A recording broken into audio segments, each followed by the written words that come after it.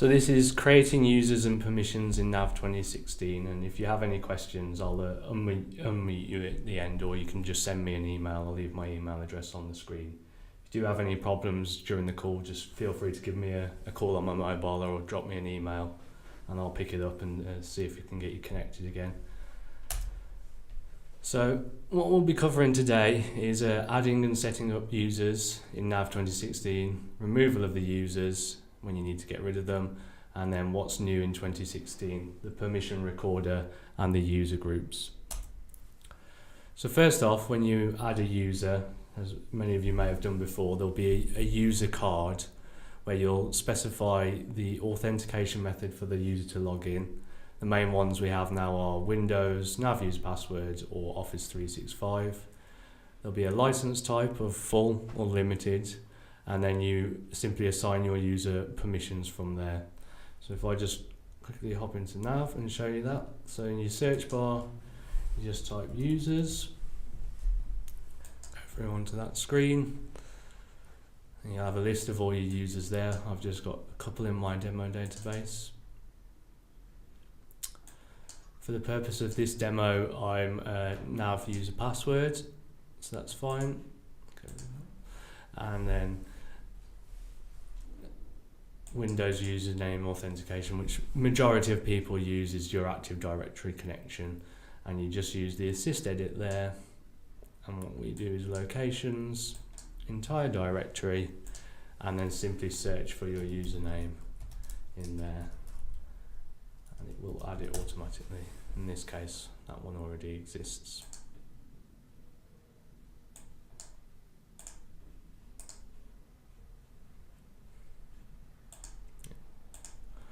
And then you've got your Office 365 authentication, which will use your Office 365, and NAV username password. Up in the top of here, you can specify the username. That will fill in automatically if you use Windows authentication. A full name if you want, and a license type. Full or limited is usually the two that we use. Full access to everything. Limited does exactly what it says. It's very limited in its use, mainly used for read-only users or people who've just got to go in and not do any postings to the system, just go in and approve a few documents, for example. And then you've got a few to say you can disable the users at any point to stop them from accessing the system. You can also set an expiry date. And then at the bottom section, there is a bit for user permissions, and here is where you add in all your roles that you want the user to have and what they will access. And that's the main bits of the user card.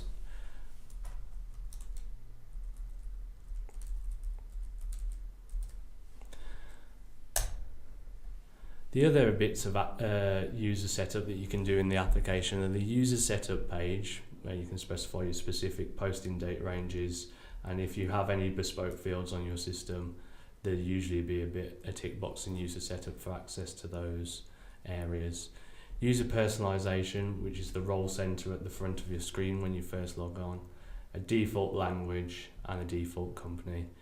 Warehouse employees, if you want to section off your employees from only accessing certain parts of the warehouse, and approval setup if you use document approvals.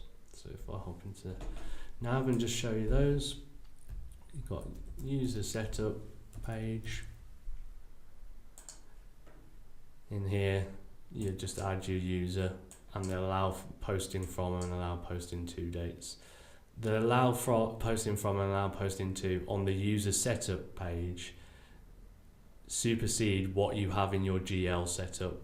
So if you want specific users to be able to do back postings, but all users use what's set in the GL setup, then you can set specific posting dates in this page. So for example here, my user Alex can only use the dates posted in the GL setup, which will tend to be a month. And then for this other user, I've got a yearly posting date range, so they can post throughout the year. I have other columns for responsibility centers if you use them to filter people down to specific responsibility centres to use.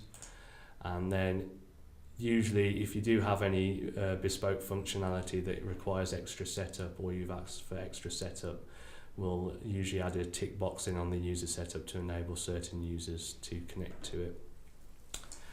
Next screen is user personalization, and these are the user card and the user setup and the user personalization. We add in all the users into these so they've got access. In here you just specify a user ID, and you can specify the profile, which is the role center that they will use. So if it's blank, in this case, the default role center will always be the sales order processor. A language ID, which we always set as United Kingdom, but all your objects will have captions for United States and United Kingdom, so it's not too much of a fuss which one you use. And then the company field is used for specifying which company you want the user to open into. So if you have multiple companies in your database and one user uses one company more than the other, and you always want them to open that company, then you can specify it here. Next we have warehouse employees. So this is where it only becomes applicable to your own systems if you're using advanced warehousing and have many locations that you use. If you use that, then you'll need to set your users up as warehouse employees. So for here I've got it all set for every location. You may have specific areas where you want some users to access a few warehouse locations, such as the main location and the quarantine location, for example, and then you want the main bulk of your users only to use the main location, so you'd set them in here. The default, you have to specify a default, and that's used for directed and put away and pick locations. So in the example here, white, and that is just purely for the creation of warehouse documents. It doesn't affect what the item uses or what you set on the warehouse documents. It's for when users want to use specific warehouse locations as for creating warehouse item journals, warehouse physical inventory journals, etc. So you just add your users in there and simply specify a location code you want them to access, press OK, and it will save it. And then the final bit, again, if applicable to your system and you use approvals, is approval user setup. And in here you'll have the user ID, and it will fill in automatically from the user setup page. You just specify who their approver will be, if they have unlimited, or if they have a specific amount that they can only approve. And then you can also specify an email address for the user in there. So those are the main setup areas for users. We always say the first three are mandatory: user card, user setup and user personalization.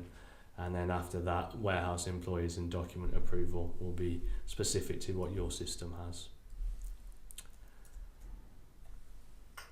So after a while, you'll come across a situation where a user has left the business and you'll need to remove them from the system. This is pretty much the reverse of what we've just done. It's important to know that you must remove the user personalization first, because that links back to the user card. So if you try and delete the user first, it'll come up with an error message usually saying cannot delete the user because it's got a user personalization card. You also have the ability to delete specific user personalizations. So if they've added some columns and the filters to the screen and they can't clear them, then you'll have to go through the delete user personalization screen. And once you remove the user personalization and the user card, it will automatically go through and remove user setup, warehouse employee, the user from the warehouse employees, and document approval. So in NAV, if we just go through, you will have First off, delete user personalization.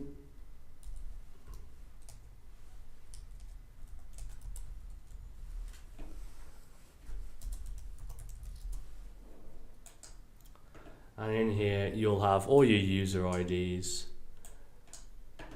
and what page there are. It doesn't say what they've customized, but it's usually they've added specific filters to the page, or they've added columns to the page.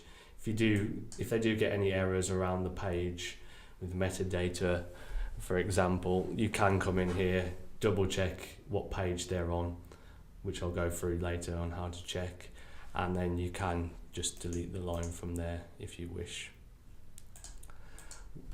Once you've done the user personalization deletion as well, it's simply exactly the same. You just delete the line out.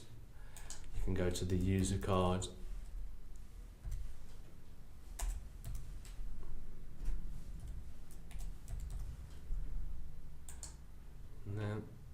and delete that card as well. So that's the main bit for adding and removing users. The next part is permissions and how to create your own permissions, and some of the useful tools that they've added in NAV 2016 to help you create these permissions. So what you do first off is you create a role ID for the permission set, and then you can add into there all the tables that you need the user to access, and whether they're read, insert, modify or delete. And then new for 2016, which is a useful tool now, you can now use the permission recorder to add in these objects and permissions automatically. So I'll go through and show you that now. So again, straight from the users list, you've got a button for permission sets.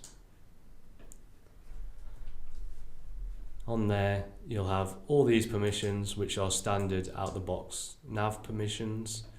We always say give your user basic, because they'll have access to the startup code unit, which starts up NAV, and all the menu items that they'll need to navigate around the system. So basically it would be a mandatory permission. And then from there, you've got various permissions with brief descriptions. You can also add in new ones at the bottom. So for this one, I'm going to call it Cronus for my company, purchase.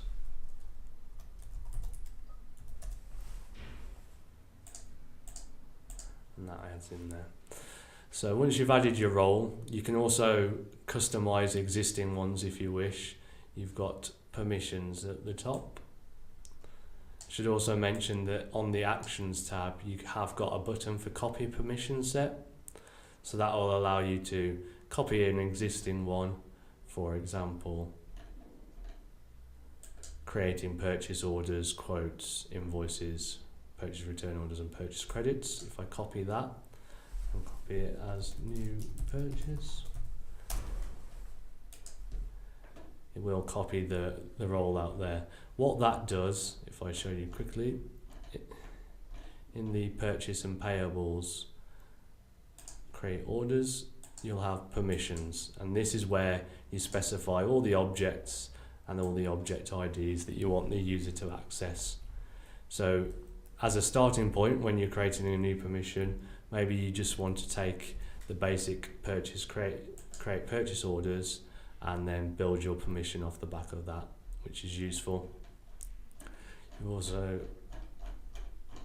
so to find what permissions you need, it will give you a list of object IDs and a list of object types. We use table data because that gives it access to all of the table and the data within it. You can specify specific reports if you only want people to run specific reports, and system areas such as the drop down, help about this page, customize, choose columns, but all of the system ones will be in the basic role anyway, so that's why we advise giving users the basic role. So to find a specific object ID in NAV, you have to go to the page that you want, and then do the drop down or the keyboard shortcut Control Alt F1, and that's the about this page, which will give you all the table fields, which is quite handy because NAV doesn't always show you all the fields.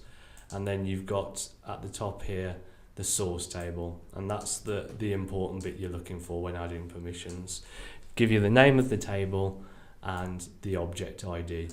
So we take that object ID 23, that will be the vendor table and all the vendor fields on the vendor card. Put that in there. And then you simply say, do I want the user just to read what's on the table or card? Do I want them to be able to insert and type new records into the card? Do I want them to be able to modify what's already on the card? Or do I want them to be able to delete what's on the card? You'll always have execute automatically added in because that's what runs the table / page. So on here, for example, I just want them to be able to read and insert. They shouldn't be able to, they're just creating new new vendors and inserting records into them. You have got a handy tool for add read permission to related tables. So that will go through, and once you've done your role, add all the tables behind the vendor. For example, vendors will have vendor prices, certain purchase prices that users will want to be able to read, but you may not want them to modify them. Dimensions, be able to select and view what dimensions the vendor has, and so on. So you start to build up those, and there you go, it's added in all those read-only tables. However, it can be a bit tedious going back and forth throughout the different windows, Control Alt F1 and help about this page through the vendors. So what's new in NAV 2016 is something called the permissions recorder. So what we say is you get your role ready in this screen and you press start. That will start the recording of the permissions, and then press yes. So then you simply logged in as yourself. You can call the user over and say, now get on with what you usually do in NAV. And if in this case I'm a purchaser and I do some purchase order processing, I create purchase orders. So I can do new. And the vendor, item,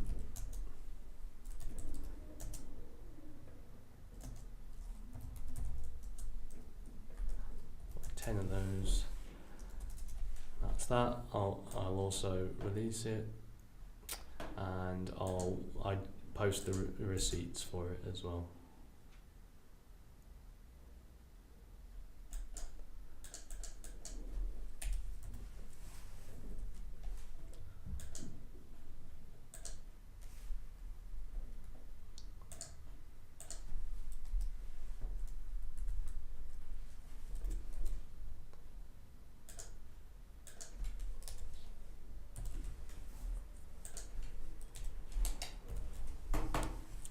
Where's that?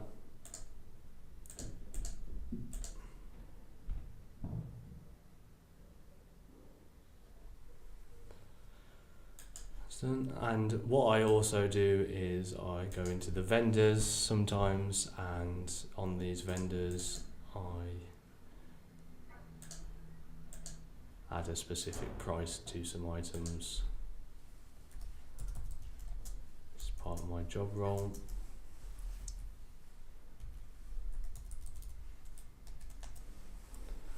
Okay, and then once they've done everything they need to, and you're happy, you come back onto your permission and press stop. That'll stop the recording, and then add all those permissions which we've just gone through, clicking through, and giving them all the relevant permissions that they need. So you can see I didn't delete anything ever, so it hasn't given me delete permission on anything. But I have inserted, I did some purchase prices, and I made some item application entries. I created a purchase receipt, so it's given me permission to insert, create a new purchase receipt and purchase receipt line, and I did some item adjustments as well. I went into the item, but I never changed anything in the item, so therefore I do not have permission to it.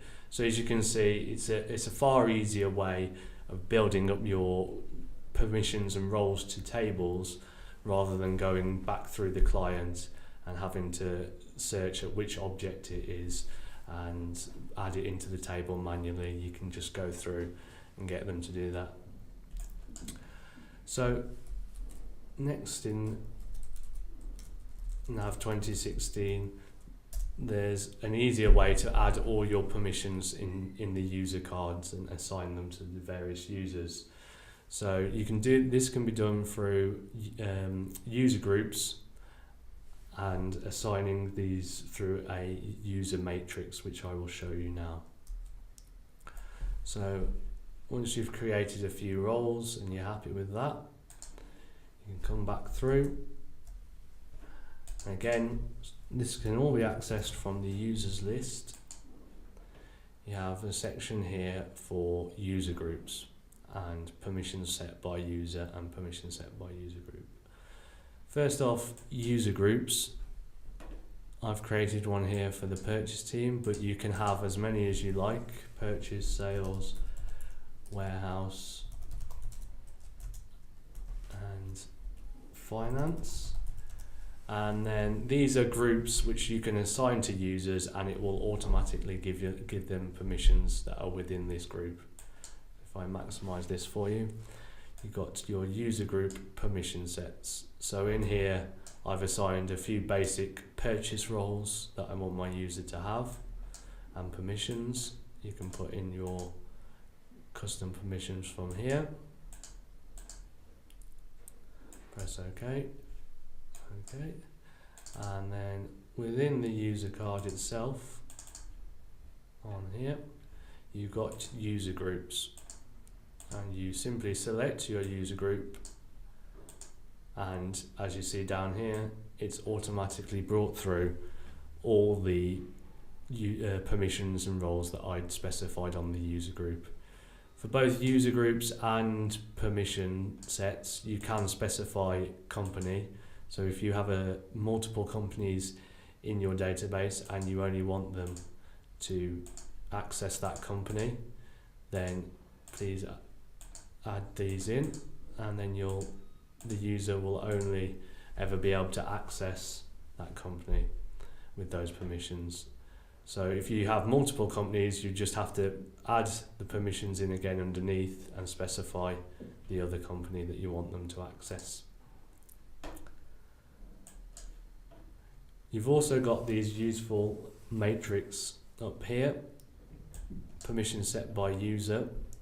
So again, it's another way that in 2016 you can quickly add your permissions and roles to each user, rather than having to go through and individually open each item card. You can now open up a matrix and simply just tick the roles that you would like to have and give them, and that will add them onto there. And then you also have permission set by user group, so you can add various roles here, rather than, as I showed you before, going through the user groups and then user group permission sets. You can just simply permission set by user group and say, I want to add all user groups to that permission set. So finance, purchase, sales, warehouse all have the basic role, and then you can go through and tick the ones that you want. For finance, they should be able to access all the GL part of the system, and so on. The main recommendation that we usually give is that when you're creating permissions for users, you give them as little as possible to begin with. So you will get the occasional permission error come up, but from there you can build it up so that they will be restricted in the way that you want, but still be able to do the job that they need to do. So that is the brief introduction to adding users and permissions. I'm happy to go through anything else that you would like. I've put my email address up there, and the NAV help desk one, which I'm sure you've all got as well, if you need to use that to ask any questions. If you need to ask me any questions, then fire away and I will be quite happy to answer them, or I can give you a call later on this afternoon if you'd like me to do that as well. Yeah, Karen's just asked a good question there. Yeah, you can have users can have as many user groups as you want, so you don't have to just specify one user group in the section. You can have as many as you like.